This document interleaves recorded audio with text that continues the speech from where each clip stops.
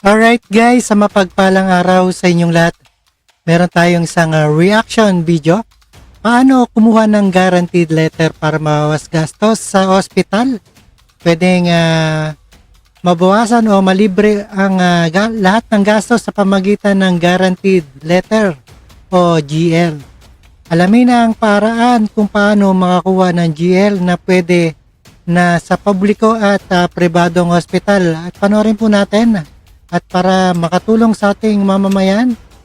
Alright, no other further ado, let's do watch. Ospital? May paraan upang mabawasan ang iyong babayaran, maging sa pampubliko o pribadong ospital man yan.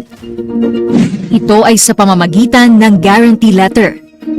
Ang Guarantee Letter o GL ay isang dokumento na ibinibigay ng Department of Social Welfare and Development o DSWD sa isang ospital o service provider bilang patunay na babayaran nito ang serbisyong ipinagkaloob sa isang pasyente o kliyente gaya ng medical expenses. May mga pribadong individual o institusyon na nagkakaloob rin ng GL, gaya halimbawa ang mga party list, mga senador at kongresista o mga organisasyon na tumutulong sa mga nangangailangan.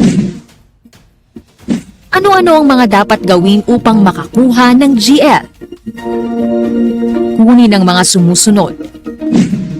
Medical abstract at medical bill na pirmado ng sino mang otorisado ng ospital. Isama na rin ang mga reseta kung may ipinabili ang ospital sa panahon ng operasyon o pagkaka-confine. Certificate of indigency mula sa barangay. At social case study na makukuha mula naman sa munisipyo kung saan nakatira ang pasyente o kliyente. Kapag nakuha na ang lahat ng ito, dalhin sa pinakamalapit na regional office ng DSWD o sa tanggapan ng inyong sponsor para mai-assess ang pangangailangang pinansyal at makuha ang GL.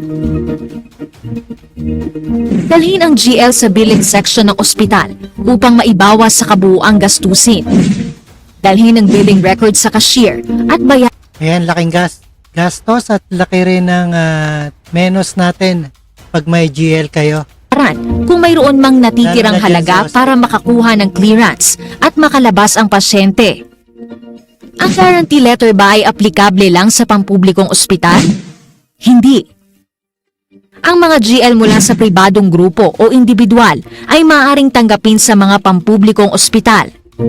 Samantala, tanging ang GL na mula sa DSWD lamang ang tinatanggap ng mga pribadong ospital. Tandaan na mas madali ang proseso kung kaanak ng pasyente ang maglalakad ng guarantee letter.